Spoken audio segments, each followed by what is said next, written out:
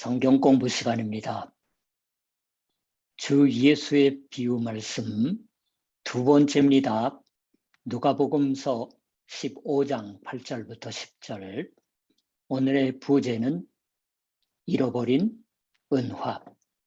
성경을 먼저 같이 읽고 시작하지요. 어떤 여자가 10드라크마가 있는데 하나를 잃으면 등불을 켜고 집을 쓸며 찾아내기까지 부지런히 찾지 아니하겠느냐. 또 찾아낸즉 벗과 이웃을 불러 모으고 말하되 나와 함께 즐기자. 잃은 드라크마를 찾아내었노라 하리라. 내가 너희에게 이르노니 이와 같이 죄인 한 사람이 회개하면 하나님의 사자들 앞에 기쁨이 되느니라.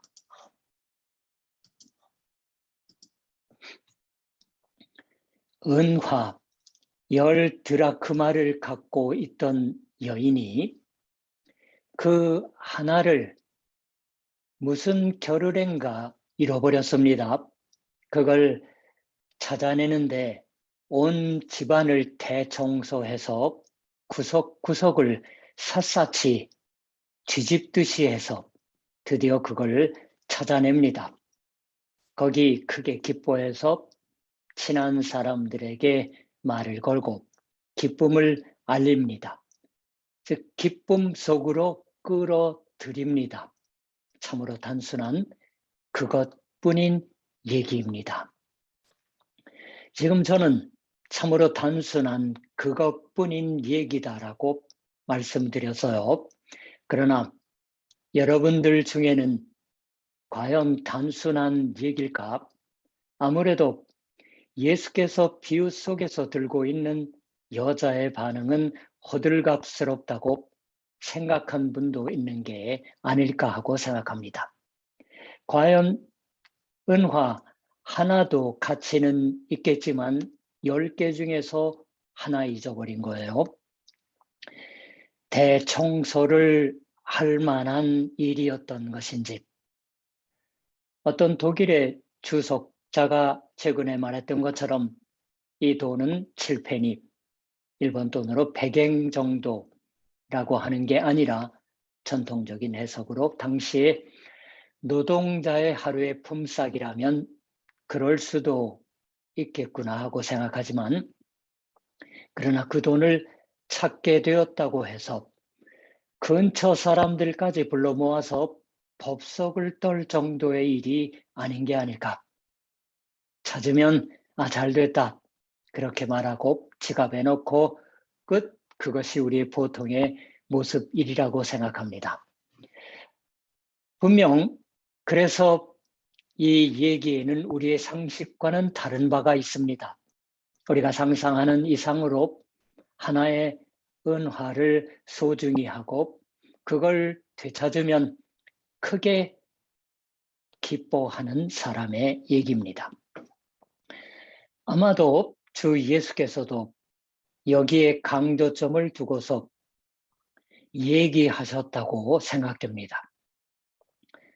예를 들면 신문에 캐리케처, 이탈리아어인데 과장된 것, 왜곡된 것 등의 뜻을 지닌다고 해요.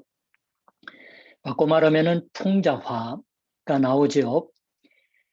이제 화가라 불리는 사람이 정치가의 닮은 얼굴을 그립니다. 그때 화제의 중심 인물을 정치가가 아니더라도죠. 캐리케처는 사진과는 꽤 정치가 다릅니다. 카메라 렌즈는 찍어야 할 것을 전부 그대로 찍어내지만 화가는 그런 것을 할 필요를 느끼지도 않는 것 같아요. 거기서 중요한 것은 자기가 그려내려고 하는 사람의 얼굴이면 얼굴의 특징을 적확하게 잡아내서 게다가 그것을 강조해서 뚜렷이 그려내는 것입니다. 그렇게 하면 딴 세세한 데는 생략해도 좋지요. 아니, 오히려 생략되어 있기 때문에 그 그림을 본 사람은 이게 그 사람의 얼굴이다라고 금방 알 수가 있는 거예요. 주 예수께서 또한 비유 말씀을 하셨을 때 너희의 하늘 아버지이신 하나님이란 이러한 분이시다라고 그 특징을 뚜렷이 선을 그려서 우리에게 보여주셨던 겁니다. 그 하나님은 뭐라 해도 기뻐하는 하나님입니다. 주 예수께서 우리에게 보여주셨던 하나님은 크게 기뻐하는 하나님입니다.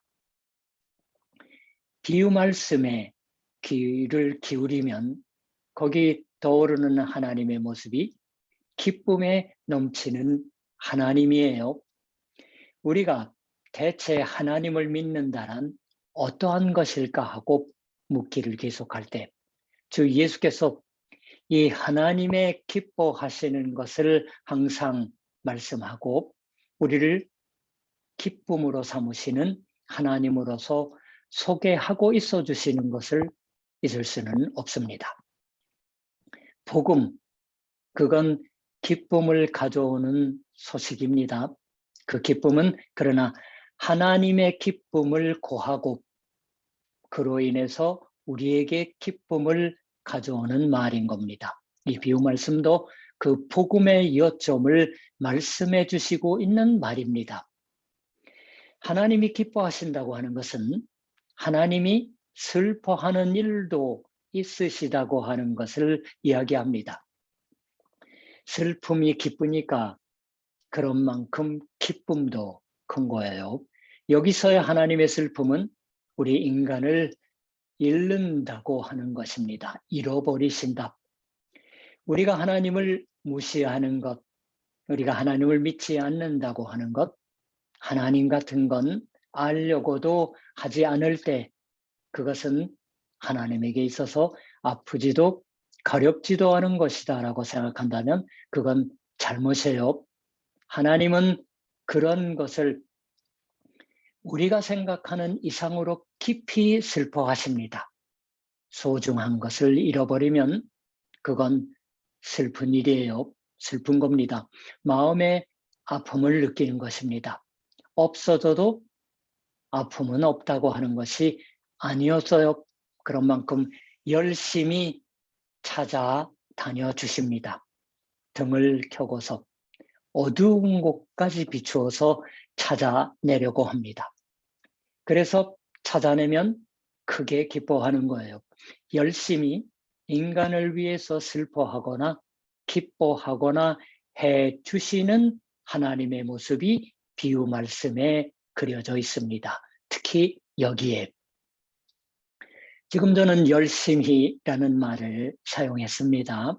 우리가 일본에 사는 사람으로서 한국어로는 네신니라는 말도 이쇼懸매라는 말도 열심히라고 번역하지만 이쇼懸매라는 말, 이걸 한자로 쓰면 어떠한 식으로 여러분은 쓰실까요? 이쇼懸매라고 쓰는 것이고 이쇼懸매라고 말하는 것이다라고 생각하고 있는 사람도 의외로 많지 않을까요? 인간의 일생, 이쇼예요. 혹은 하나의 생명을 거기 건다. 그러한 의미다라고 믿고 있기 때문일 것입니다. 그런데 일본어 사전을 큰 사전을 펼쳐보면 이쇼懸매라고 써도 잘못은 없지만 정말은 이쇼懸매라고 말하지 않아서는 안 되고 쓰지 않으면 안 된다 하는 식으로 기록되어 나옵니다. 이쇼, 짧게 이쇼라는 것은 한 곳, 한 장소이지요. 한 장소에 목숨을 건다고 하는 의미였다고 하는 겁니다. 이것은 본래 무사가 영주로부터 받아 맡겨진 영토 또는 영집, 옛식으로 말하면 일본식으로 소료예요. 즉 그 소유하는 곳, 자기가 맡아서 지배하는 토지를 더욱 풍족하게 만들기 위해서 목숨을 걸고서 이쇼懸매 일해서 이것을 지킨다고 하는 의미였던 겁니다. 오늘의 비유 말씀에서 주 예수께서 이야기하고 있으시는 큰 하나님의 기쁨, 이것은 하나님이 얼마나 열심히 우리 인간들의 것, 세상의 것을 생각하고 사랑하고 그리고 그 때문에 힘을 쏟으셨냐를 의미하고 있습니다. 하나님이 우리 한 사람 한 사람을 열심히 사랑해 주시고 있어요. 소중히 해 주시고 있습니다. 당신을, 우리를 사랑해 주시고 있습니다. 그러니까 우리를 기쁨으로 삼고 있어 주시고 있는 하나님을 비유 말씀 속에서 보여주시는 거예요. 이 나를 위해서. 그처럼 하나님이 슬퍼하거나 기뻐하거나 하고 있어 주시고 있다. 그걸 잘 아는 곳에 믿음이 생겨나는 겁니다. 얼결에 잃어버린 은화 하나를 찾아내기까지 이 여자는 열심히 찾아다닙니다. 은화 하나를 위해서 대청소까지 하고 있어요. 우리는 교회 청소 1년에 한 번 하죠.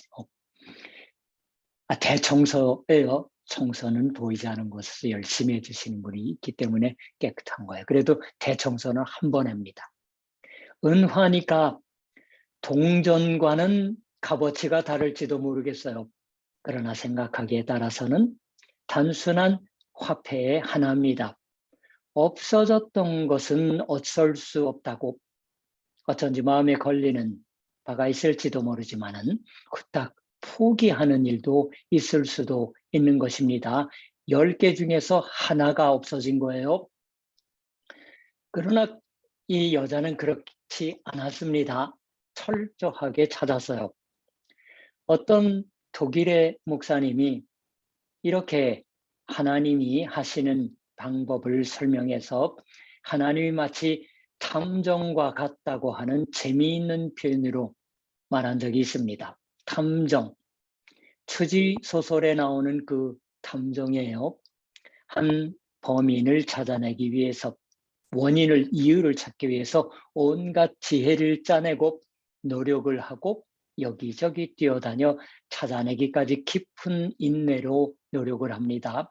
그런 식으로 하나님이 우리를 찾기 위해서 열심히 되어 있으시고 있습니다.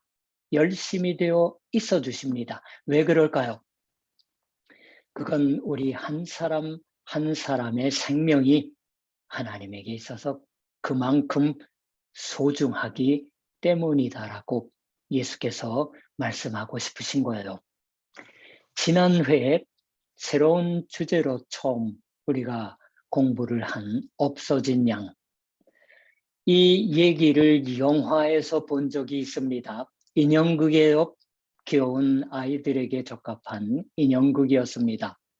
대사는 물론 영어 대사요. 일본어나 한국어는 있는지 모르겠습니다. 그 인형극 영화를 보고 마음에 남았던 건 이러한 것이었어요. 미처 저도 상상하지 못했습니다.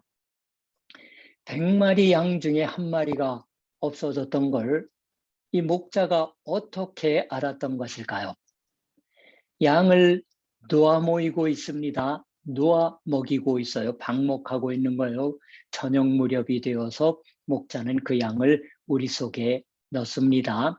밤새 늑대로부터 지키고 도둑으로부터도 지키기 위해서요. 그 우리에 들어오는 양이 좁은 통로를 통과해서 한 마리씩 들어옵니다. 우리 속으로. 그걸 그 목자가 1, 2, 3 하고 셉니다. 물론 그냥 숫자를 세기만 하는 게 아니라 세면서 관찰하는 거예요. 이 양은 오늘은 아무래도 상태가 나쁜 듯하다든가 혹은 이 어린 양은 꽤 건강해졌네 라는 등 생각하면서 헤아렸을 것입니다. 그러니까 그 중에 한 마리 어떤 양이 없어졌는지 금방 알 수가 있는 거예요. 없어진 한 마리만이 특별한 값어치가 있었던 셈이 아닙니다.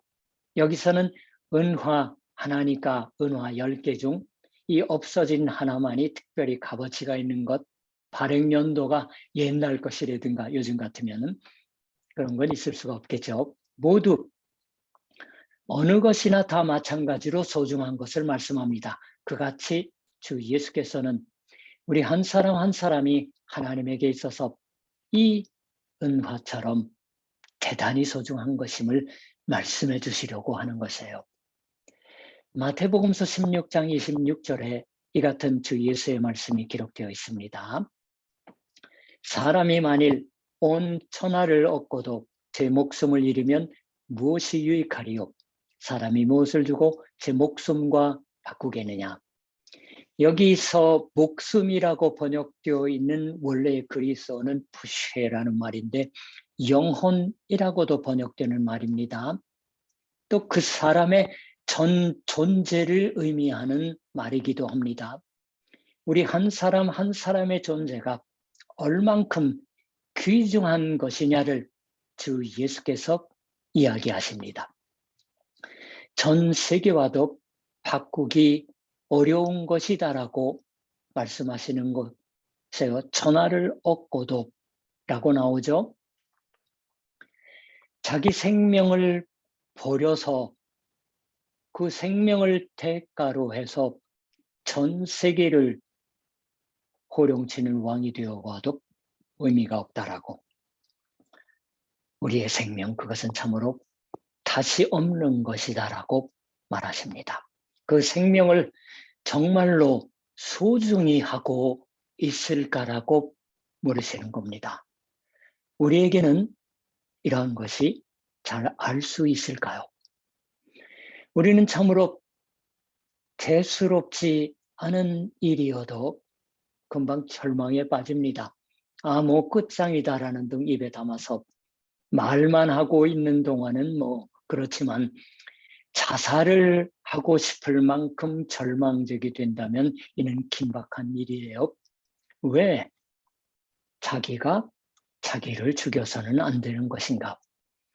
왜 세상이 싫어지면 이런 세상에서는 더 이상 살아갈 수 없다라고 하며 내팽겨쳐서는 안 되는 것인지, 자살을 하지도 않고 그러나 그렇다고 해서 진짜로 열심히 자기 생활을 만들어 가려고 하는 것도 아니라 살아는 있지만 마치 죽어 있는 것과 다름없이 어차피 나는 대수롭지도 않은 인간, 별 값어치도 없는 인간인 것이다라고 자기 스스로 단정해서 마치 살 값어치가 같은 건 없는 것처럼 생각할 적이 혹 있을지 모릅니다. 생각들 적이. 그때 주 예수께서 하시는 겁니다. 말하시는 거예요. 아니다.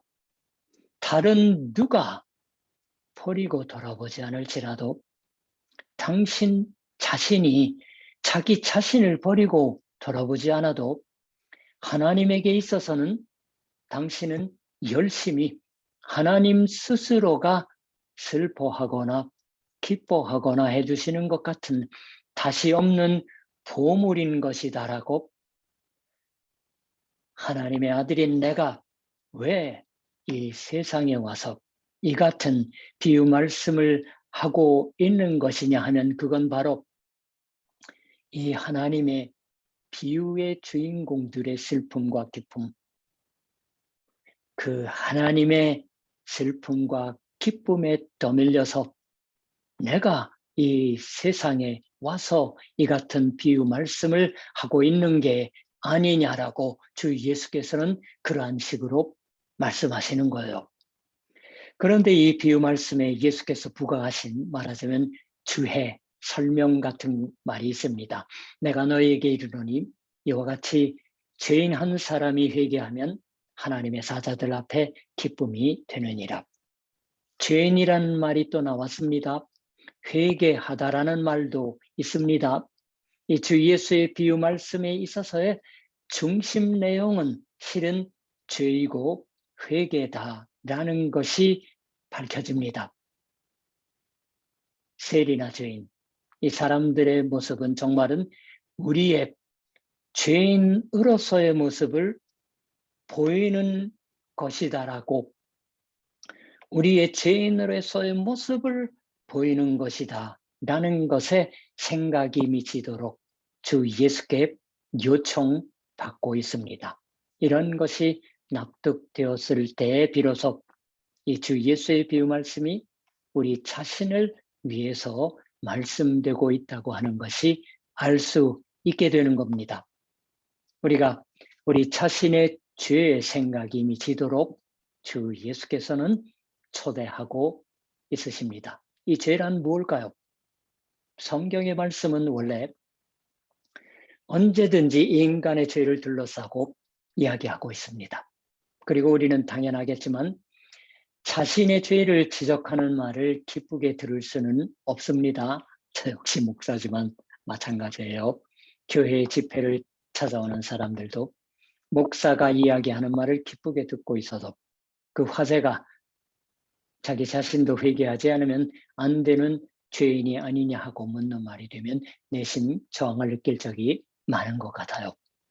제가 총간사 할 때 서남지방의 신도수련회에 강사로서 간 적이 있습니다. 그때 어떤 분이 이런 걸 말하셨어요. 크리스찬이 아닌 사람을 교회 초대하려고 하면 어차피 교회는 성악설이지요라고 부정적인 어조로 하는 말을 들은 적이 여러 번 있다라고.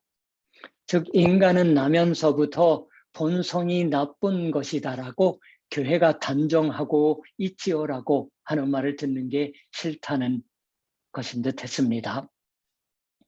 그러나 주 예수께서 우리에게 우리 자신의 죄에 생각이 미칠 것을 요청하신다고 하는 것은 우리가 우리의 본성이 원래 나쁜 것이다라고 하는 성악설의 확실한 의식을 갖도록 하시려는 게 아닙니다. 그 같은 비판적인 또는 비관적인 자기 이해를 구하고 있으시는 것이 아닙니다.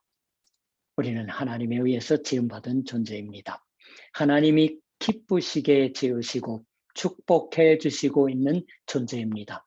다시 없는 값어치를 갖는 좋은 존재다라고 새삼 분명히 하고 있어 주십니다. 비유 말씀 속에서 우리의 죄란 이런 인간의 축복받은 본성을 손상하고 잃어버렸다고 하는 것입니다. 우리는 지어주신 아버지 하나님으로부터 이반 떨어져 나왔기 때문입니다. 그러니까 회개하는 거예요. 회개한다고 하는 것은 여러 번 말씀드리지만 방향을 틀어서 하나님 곁으로 돌아가는 것을 말합니다. 주 예수께서는 이 하나님 곁으로 돌아가라고 지금 초대하고 있어 주시는 겁니다. 없어진 은화 하나는 자기 주인인 여자의 지갑 속에 되돌아왔습니다. 없어진 양은 자신을 찾으러 온 목자의 어깨에 둘러매어져서 자신들의 양들 속에 자신의 주인 곁으로 돌아갔습니다. 거기가 본래 거처 주거이기 때문이에요. 믿음이란 인간이 자신의 고향에 돌아가는 것을 말합니다. 그리고 고향에 돌아온 인간을 하나님이 진심으로 기뻐해 맞이해 주시는 것입니다. 그 하나님의 기쁨을 우리가 같이 맛보는 것이 우리 인간의 기쁨이 되는 거예요. 주 예수의 비유의 말씀은 그 하나님의 기쁨을 말씀해 주시고 있습니다. 제가 전도자로서 살기를 계속하면서 언제나 확신하고 있는 건 그리스도인이 되어서 하나님을 믿고 산다고 하는 것이야말로 하나님께 지음받은 인간으로서 가장 자연스러운 것이다 라는 거예요. 하나님을 믿지 않고 하나님의 곁인 고향에 돌아가지 않는 편이 부자유한 것입니다. 그렇게 생각하면 주 예수께서 말씀하신 비유 말씀에는 참으로 자연스러운 기쁨이 넘치고 있는 것처럼 우리가 생각되는 게 아닐까요? 기도합시다. 거룩하신 하나님, 주 예수의 비유 말씀을 통해서 이토록 우리 한 사람 한 사람으로 인해서 슬퍼하시며 기뻐하시고 있는 하나님의 모습을 그 특징을 똑똑히 잡아서 우리로 하여금 읽기만 해도 알 수 있도록 해주시는 말씀을 믿습니다. 앞으로도 수요 성경 공부를 통해서 비유 말씀을 배워나가는 동안에 하나님의 우리가 직시할 수 없는 하나님의 모습을 말씀을 통해서 하나님, 우리가 믿고 살아가는 그 신앙을 이웃과 더불어 나누게 하여 주시옵소서. 예수님의 이름으로 기도드립니다. 아멘. 자, 그럼 다음번 성경 공부 때 뵙지요.